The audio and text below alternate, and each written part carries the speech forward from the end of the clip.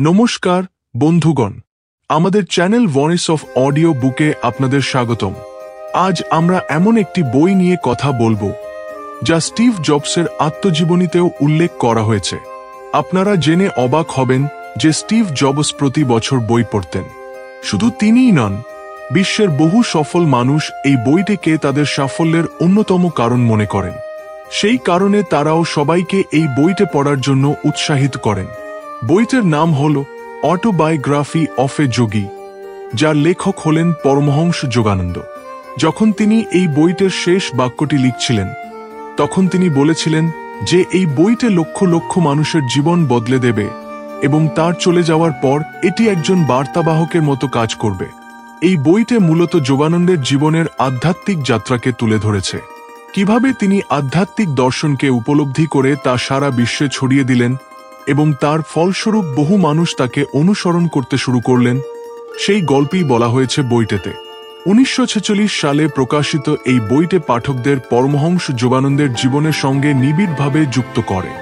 এই বইটা এর সারসংক্ষেপকে আমরা 4টি প্রধান অংশে ভাগ করে আলোচনা করব, যাতে পূর্ব এবং পশ্চিম উভয় সংস্কৃতির পাঠকই এটি সহজে বুঝতে পারেন। পরমহংস যোগানন্দের জীবন ও পরিবার।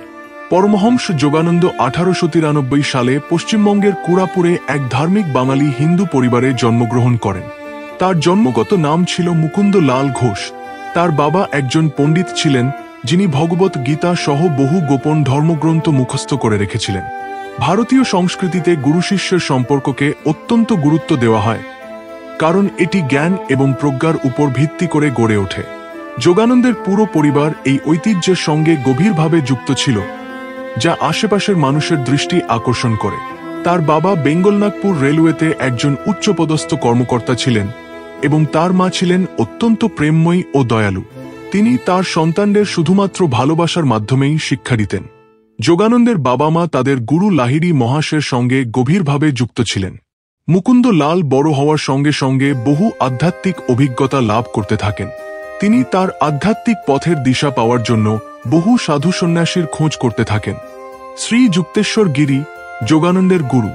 যোগানন্দ তার গুরু শ্রী যুক্তেশ্বর গিরির সঙ্গে দেখা করার আগেই বহুবার স্বপ্নে তাকে দেখেছিলেন। যখন তারা প্রথমবার বারাণসীর বাজারে একে অপরের মুখোমুখি হন, তখন তাদের মধ্যে এক গভীর, শর্তহীন ভালোবাসা এবং যোগিক বন্ধন সৃষ্টি হয়। ক্রিয়া যোগ হল এক বিশেষ ধরনের যোগিক অভ্যাস যা মানুষকে আত্মোপলব্ধি করতে সাহায্য করে। এই ধ্যান পদ্ধতি শ্বাস প্রশ্বাসের উপর মনোযোগ কেন্দ্রীভূত করে মন, শরীর এবং আত্মাকে এক করে তোলে। যোগানন্দ তার গুরু যুক্তেশ্বর গিরির তত্ত্বাবধানে এই সাধনায় নিজেকে উৎসর্গ করেন। একই সঙ্গে তিনি নিজের পড়াশোনায়ও মনোযোগ দেন। 1917 সালে তিনি পশ্চিম বাংলায় একটি স্কুল প্রতিষ্ঠা করেন, যেখানে ছাত্রছাত্রীরা যোগ এবং ভারতীয় আধ্যাত্মিকতা সম্পর্কে শিক্ষা নিতে পারত। এরপর 1920 সালে তিনি প্রথম আমেরিকায় যান এবং তার শিক্ষা পদ্ধতি দ্রুত আমেরিকানদের কাছে জনপ্রিয় হয়ে ওঠে। সেই বছরই তিনি তার দর্শন প্রচারের উদ্দেশ্যে লস অ্যাঞ্জেলেসে সেলফ রিয়েলাইজেশন ফেলোশিপ প্রতিষ্ঠা করেন। ভারতে একটি সংক্ষিপ্ত সফরের পর তিনি তার জীবনের বাকিটা আমেরিকাতেই কাটান। এই সময়েই তিনি মহাত্মা গান্ধীর সঙ্গে দেখা করেন এবং তাকে ক্রিয়া যোগের সঙ্গে পরিচয় করিয়ে দেন। পুনর্জন্মের ধারণা। যোগানন্দ তার বইয়ে পুনর্জন্মের ধারণাকে একটি বিবর্তনীয় প্রক্রিয়া হিসেবে ব্যাখ্যা করেছেন। তিনি বোঝান যে এটি কেবল একটি নতুন জীবন নেওয়া নয়, বরং আরও উন্নত চেতনার দিকে এগিয়ে যাওয়ার একটি পথ। তিনি বলেন, মানুষ যদি পাখি হয়ে ফিরে আসে, তবে তা বিবর্তন নয়, বরং অবনতি। মানুষ তখনই পশু হিসেবে জন্ম নেয়, যতক্ষণ না তারা সেই জীবনের প্রয়োজনীয় শিক্ষা লাভ করে। যোগ দর্শন অনুযায়ী একজন মানুষের এই পৃথিবীতে জন্ম নেওয়ার মূল কারণ হল নিজের কর্মফল পূরণ করা। এটি অনেকটা যেমন কর্ম তেমন ফল প্রবাদটির মতোই। যোগানন্দ এই জটিল ধারণাটিকে সহজ উদাহরণের মাধ্যমে ব্যাখ্যা করে বোঝাতে সক্ষম হন। তিনি তার পাঠকদের বোঝাতে চেয়েছেন যে আমাদের এই পৃথিবীতে জন্ম নেওয়ার আসল উদ্দেশ্য কী এবং কিভাবে সেই উদ্দেশ্য অর্জন করা যায়। আধ্যাত্মিক শিক্ষা এবং আত্মোপলব্ধি। বইটির সবচেয়ে গুরুত্বপূর্ণ অংশ হল যোগানন্দের আধ্যাত্মিক শিক্ষা। এই অংশে তিনি মানুষের জীবনের গভীরতম প্রশ্নের উত্তর দিয়েছেন। আত্মোপলব্ধি, সেলফ রিয়েলাইজেশন। ঈশ্বর কেবল আমাদের চারপাশে নন, তিনি আমাদের ভিতরেই আছেন। আমাদের কেবল এই সত্যটি উপলব্ধি করতে হবে। সুখী জীবন, living a life of happiness. অন্যের প্রতি সহানুভূতিশীল হওয়া এবং সর্বদা সত্য কথা বলা মহত্বের লক্ষণ। তিনি বলেছেন, অযথা ব্যয় করা আমাদের অশান্তি ডেকে আনে। নিজের ভয়ের মোকাবিলা করতে শেখা উচিত, কারণ ভয় তখন আমাদের আর বিরক্ত করতে পারবে না। জীবনের উদ্দেশ্য, লিভিং উইথ পারপোজ। আমাদের জীবন একটি উদ্দেশ্য নিয়ে সৃষ্টি হয়েছে এবং সেই উদ্দেশ্য পূরণের মধ্যেই জীবনের সার্থকতা নিহিত। চিন্তার শক্তি, পাওয়ার অফ টট। আমাদের চিন্তাভাবনাই আমাদের সাফল্য বা ব্যর্থতা নির্ধারণ করে। যদি আমরা ইতিবাচক মনোভাব নিয়ে কাজ করি, তবে আমরা আমাদের লক্ষ্য অবশ্যই অর্জন করতে পারব। ইচ্ছাশক্তি, উইল পাওয়ার। ইতিবাচক চিন্তার পাশাপাশি ইচ্ছাশক্তি দিয়ে কাজ করলে তবেই সফলতা আসে। ইচ্ছাশক্তিকে সঠিক কাজে ব্যবহার করে আমরা আমাদের ভাগ্যকে নিয়ন্ত্রণ করতে পারি। ভয়কে জয় করা, ওভারকামিং ফিয়ার। ভয় আমাদের জীবনের শক্তি নষ্ট করে দেয়। যখন আমাদের চেতনা ঈশ্বরের উপর থাকে, তখন কোনো ভয় আমাদের প্রভাবিত করতে পারে না। আত্মবিশ্লেষণ, সেলফ অ্যানালিসিস। নিজের দুর্বলতা এবং শক্তিগুলোকে চিহ্নিত করা আত্মোন্নতির জন্য অপরিহার্য। সেবার মনোভাব, বিইং ইন সার্ভিস।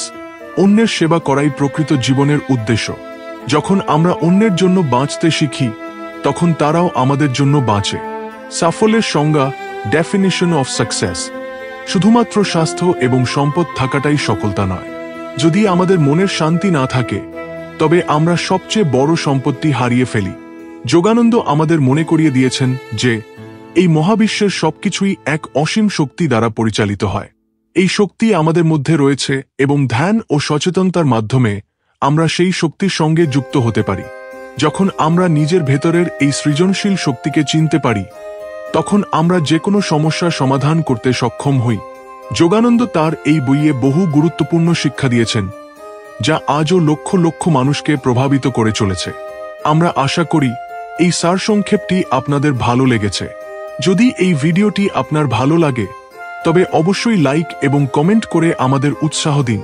আমাদের channel voice of audio book subscribe করুন এবং এই ভিডিওটি আপনার পরিচিতদের সঙ্গে শেয়ার করুন, কারণ কে জানে, আপনার একটি শেয়ার হয়তো কারো জীবন বদলে দিতে পারে।